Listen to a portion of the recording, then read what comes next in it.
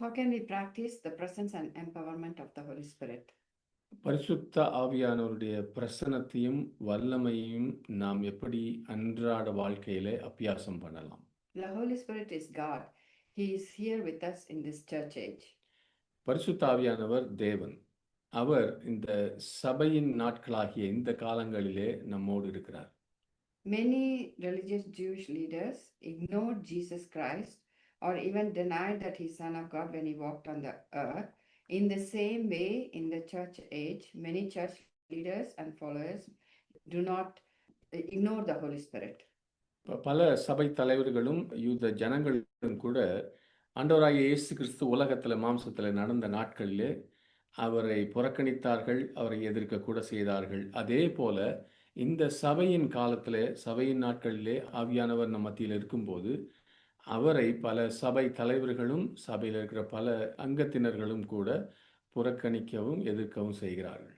How can we practice the presence? If we seek him, he is coming.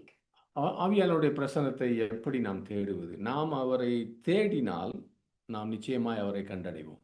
I can be full of the Spirit as much as I want to be. எந்த அளவுக்கு நான் ஆவியானவர்னால நிரப்பப்பட வேண்டும் என்று வாஞ்சிக்கிறேனோ அந்த அளவுக்கு நான் நிரப்பப்படலாம். As much as I let God fill me, that much he will fill me. எந்த அளவுக்கு தேவன் என்னை ஆவியானவர்னால் நிரப்ப நான் அனுமதிக்கிறேனோ அந்த அளவுக்கு நான் நிரப்பப்படுவேன். Contrary to popular but unbiblical belief, Jesus didn't rely on his own power or strength for the amazing and miraculous things he did. நாம் பல பேர் நினைப்பது போல வேதத்துக்கு புறம்பான ஒரு காரியம் என்னவென்றால், இயேசு கிறிஸ்து தான் தேவனுடைய குமாரனாய் இருந்ததினாலே தன்னுடைய வாழ்க்கையிலே வெற்றிகளும் அதிசயங்களும் செய்யவில்லை. He did only what the Father wanted by the power of the Spirit, only under the power of the Holy Spirit, and he relied on the Holy Spirit just as we must. பிதாவானவர் அவர் என்ன செய்ய வேண்டும் என்று, இயேசு கிறிஸ்து என்ன செய்ய வேண்டும் என்று விரும்பினாரோ அதை தேவ ஆவியின் பலத்தில் மாத்திரம்தான் செய்தார். அதுவும் தேவ ஆவியானவருடைய வல்லமைக்கு கீழே அவர் வந்து அவர் முழுவதுமாய் பரிசுத்த ஆவியானவரை சார்ந்துதான் வாழ்ந்தார். The Bible writes, Jesus returned to Galilee in the power of the Spirit. So everything Jesus said and did, he did in surrender and under the power of the Holy Spirit. மனாந்தரத்தில் சோதிக்கப்பட்ட பிறகு பரிசுத்த ஆவியானவரின் வல்லமையிலே அவர் திரும்ப வந்தார் என்று நாம் பார்க்கிறோம். ஏனென்றால் எதை செய்தாலும் அவர் ஆவியானவருடைய வல்லமைக்கு கீழே இருந்தார். The Holy Spirit provided what he needed to carry out the Father's purposes on earth.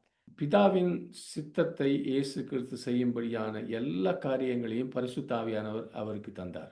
When we follow Jesus in his practices and recognize our spiritual gifts, we can do greater things.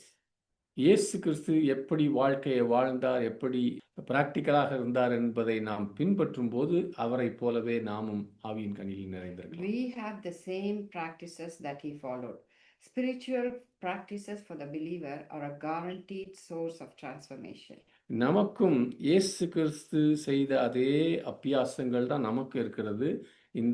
அந்த ஆவிக்குரிய அபியாசங்களை நம்ம செய்யும்போது நமக்கும் வெற்றியும் மேற்கொள்ளுகிற வாழ்க்கையும் நிச்சயமாய் இருக்கிறது. In his humanity, Jesus was completely dependent on his Father and the Holy Spirit for permission, direction and empowerment. And Jesus expects us to imitate him. அவர் மனிதனாய் இருந்தபோது ஆண்டவராகிய இயேசு கிறிஸ்து முழுவதுமாய் பிதாவையும் பரிசுத்த ஆவியானவரையும் சார்ந்திருந்தார்.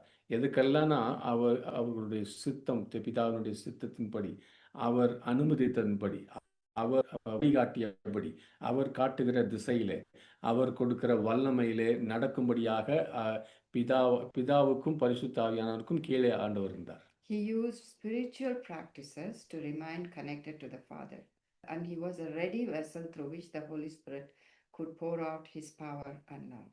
தன்னுடைய வாழ்க்கையிலே ஆவிக்குரிய காரியங்களை அவர் அதிகமாய் செய்தது காரணம் பிதாவோடு இணைந்திருக்கும்படியாக, கனெக்ஷன் இருக்கும்படியாக. எப்பொழுதும் பரிசுத்த ஆவியானவர் அவருக்குள்ளே தன்னுடைய வல்லமையை ஊற்றியதுனால அவர் ஆயத்தமான ஒரு பாத்திரமாக இயேசு கிறிஸ்து தன் வாழ்க்கையை நடத்தினார்.